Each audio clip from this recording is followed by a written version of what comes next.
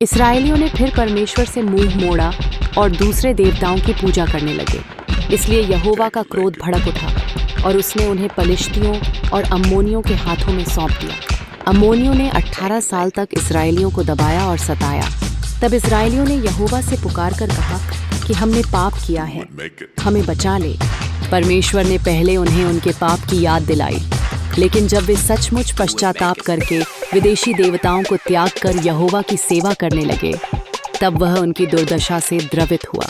इजरायलियों ने गिलाद में अपने लिए सेनापति चुनने की योजना बनाई जो अम्मोनियों से लड़े।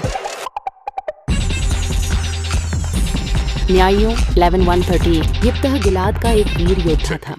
वह एक वेश्या का बेटा था, इसलिए उसके सौतेले भाइयों ने उसे घर से निकाल दिया। यिप्तह टोब देश में रहने लगा और उसके चारों ओर कुछ वीर पुरुष इकट्ठे हो गए। जब अम्मोनियों ने इस्राएल पर आक्रमण किया तो गिलाद के पुरनियों ने यिप्तह को सेनापति बनने के लिए बुलाया।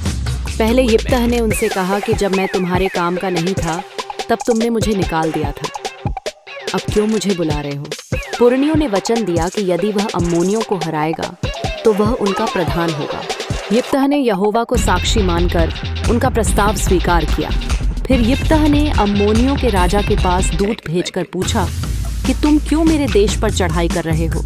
अम्मोनियों के राजा ने उत्तर दिया, जब इस्राएली मिस्र से निकले थे तब उन्होंने मेरा देश छीन लिया, अब उसे लौटा दो। इस पर यिप्तह ने ऐतिहासिक और धार्मिक तर्कों से जवाब दिया कि इस्राएल ने अम्मोनियों का देश नहीं छीना, बल्कि परमेश्वर ने उन्हें जो दिया वही लिया। आगे पेज 309 यानी न्यायियों 11:14-16 में यह वार्ता और युद्ध का विवरण आता है।